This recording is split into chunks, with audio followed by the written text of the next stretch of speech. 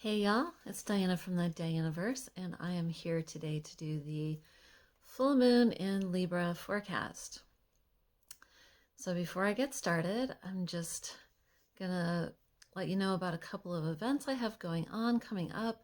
I have a seaweed class if you're in Western Washington and you've always wanted to learn about seaweed, their uses, their identification.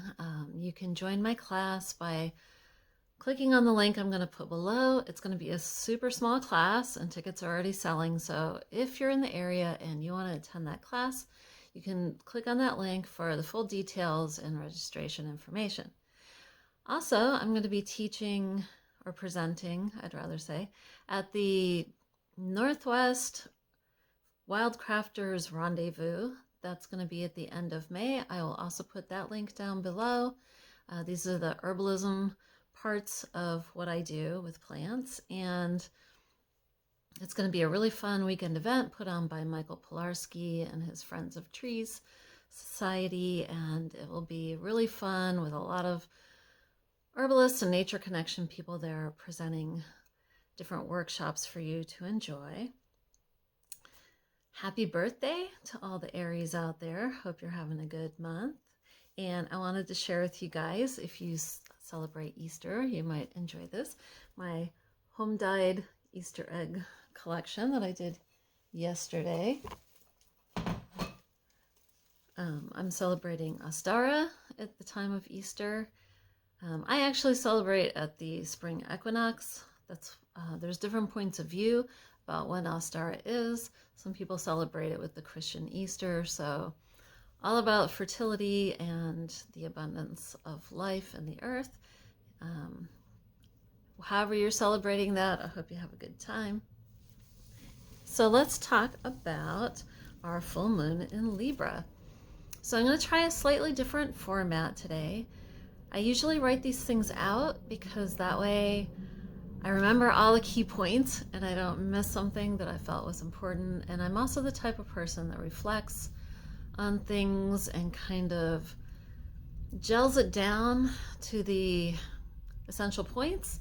And sometimes in the course of talking, that can be a little bit harder to do. But I also don't like when I'm reading and trying to do the video, it's a little bit distracting and I'm always looking at some piece of paper. So I'm going to try winging it. Hopefully I'll remember all the key points that I wanted to bring up. So for this lunation, we've got a lot of planets in Aries because the sun is in Aries.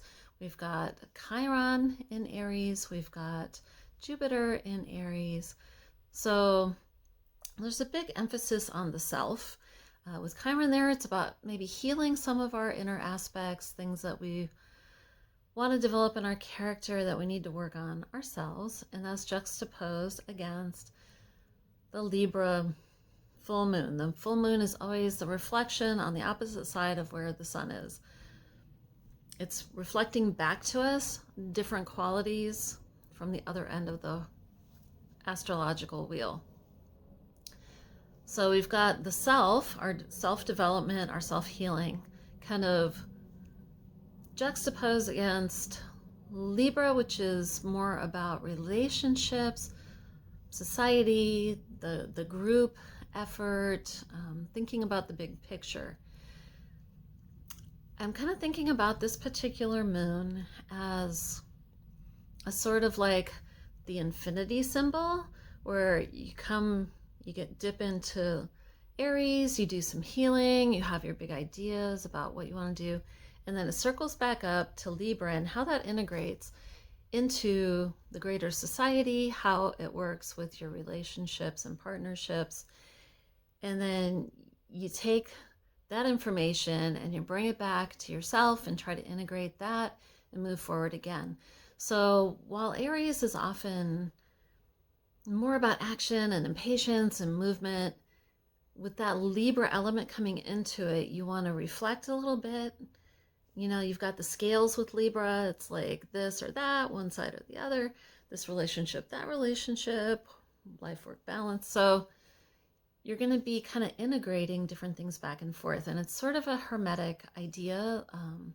If you think about the wheel of the zodiac as being, oops, I'm not sure why my lighting did that. Sorry. If you think about the wheel of the zodiac being a circle, in Hermetic ideas, it's more of a spiral.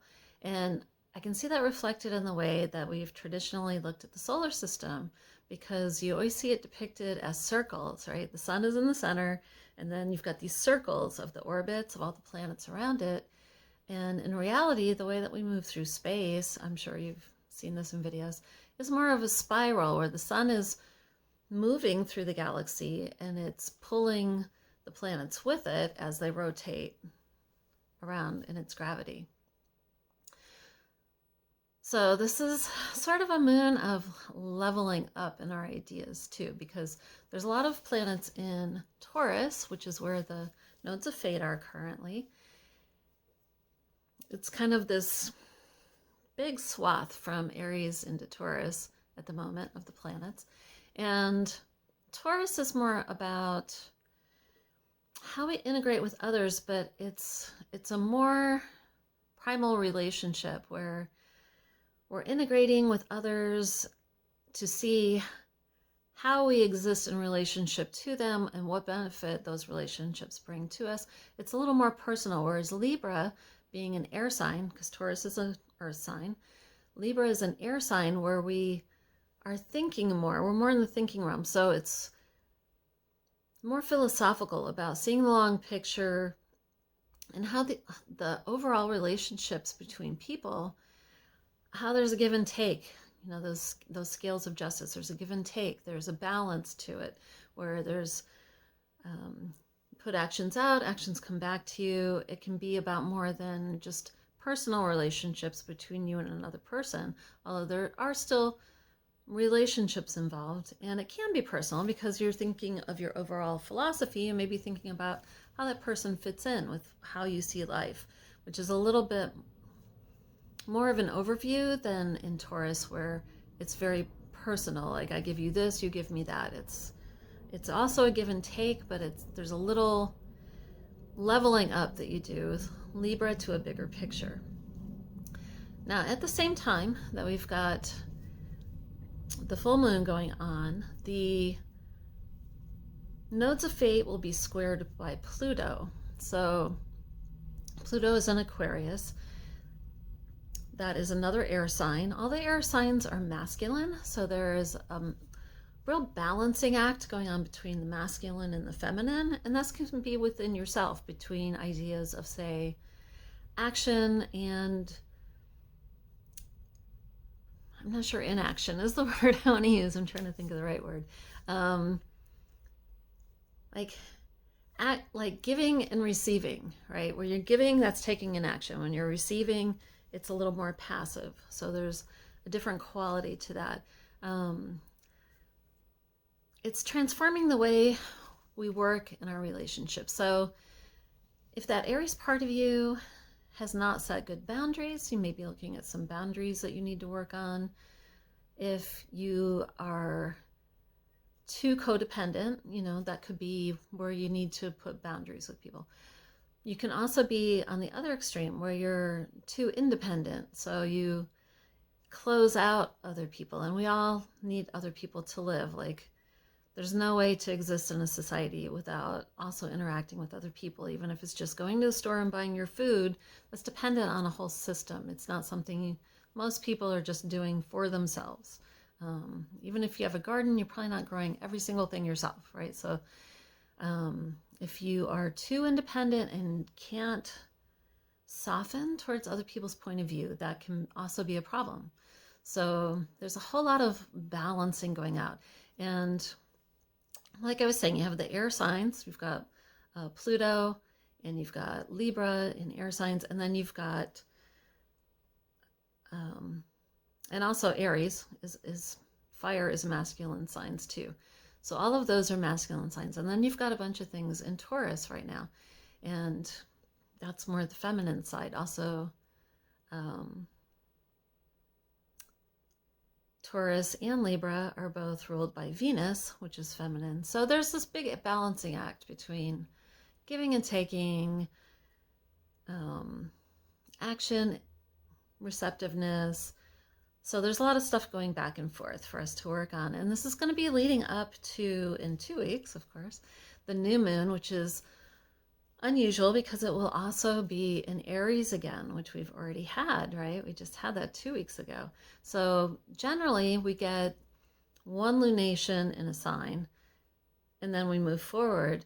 But every once in a while, where it falls, because it fell right on the very beginning of Aries last time, it's going to be right at the exact end of Aries for the next new moon. So we kind of get like a culmination of the things that we've been working on over this last, well, it's going to be like a 6-week cycle, because it was 2 weeks ago. It's going to be now, today, on April 5th. In the evening, we have our full moon. And then in 2 weeks, we'll have our new moon in Aries again. And it's going to be a real wrapping up of solidifying these new areas that we want to go into with our lives. And then after that, well, that starts eclipse season, by the way. That'll be the first eclipse in Aries. So we'll be changing the nodes of fate from the Taurus and Scorpio that we've been in to the Aries and Libra nodes of fate. So we'll be moving into eclipse season after that. And then 2 weeks after that, when we have our next full moon in early May, that's going to be in Scorpio. So that'll be one of the last ones for the nodes of fate being in Scorpio and Taurus. So there's a real combination of the things that we've been letting go of, the things we've been integrating, and the new way that we're going forward. I wanted to show you the tarot card for this lunation. Libra rules the Justice card. And you can see Libra reflected in that because we've got, is it focusing? Excuse me. Well, it doesn't want to focus that close. But I think you can see she's holding the scales, because justice, like Libra, is the scales of justice. So, and she's also holding a sword, and that represents the air sign of Libra, because the swords in the tarot cards are the air element. It's the realm of thought and philosophy. So for our stone friends, just to be a little more complex, like the sign that Libra is, I'm suggesting sound, because I feel like with Libra and Taurus, who are ruled by Venus, there's that element of being in the heart and looking for things of beauty, things that can shift our perspective through aesthetic elements, help us feel things more, right? Sometimes it's hard to intellectualize that. So feeling it can be a good way to do it, and music is a really good way to do that. Also, I would suggest movement, like dance or yoga or something where you can feel emotions in your body in a physical way, and the sound can help you get there. So I would suggest things that come from the earth that make sounds are things like singing bowls, reconstituted quartz crystal. So they've taken an element from the earth and then process it in a way that it can make beautiful sounds and that we can feel the vibration and really move energy. So singing bowls would be a good one, either metal or crystal. If you're doing metal, that also comes from the earth. So it's not exactly crystals or stones, but it does come from the earth. And I think that those sound healing instruments that you can use will really help us move some energy along with physical movement. If you don't happen to have singing bowls, then you can find plenty of places on YouTube that people have recorded them that you can listen to. For our plant friends this month, I was thinking more about mint, The mints help us move energy within the body. In Chinese medicine, they call that releasing to the exterior when you use mint. So you can take things that maybe have been bottled up and release them, drinking your mint tea. It's also good for digestion, for stagnant energy, because it helps get the processes going and moving. That could be skullcap, which is a great nervine. That could be peppermint, which is just really tasty and invigorating. And I think there's catnip, which is more relaxing because it releases the tension in the body. It kind of has the opposite effect on people. All of those are in the mint family and are good right now. If you're having allergies, you could do purple dead nettle, which is a plant that is in the mint family and also really good for keeping the phlegm moving so that the allergies aren't so bad. And those are my suggestions for this month. I think I've covered all the things I want to cover. Let me know below in the comments if you prefer this style or if you prefer how I usually do the forecast. And don't forget to like and share it with your other astro friends. And I hope that you have a great lunation and are preparing yourself for the eclipses coming up. And yeah, that's about it. All right, take care, y'all. See you next time.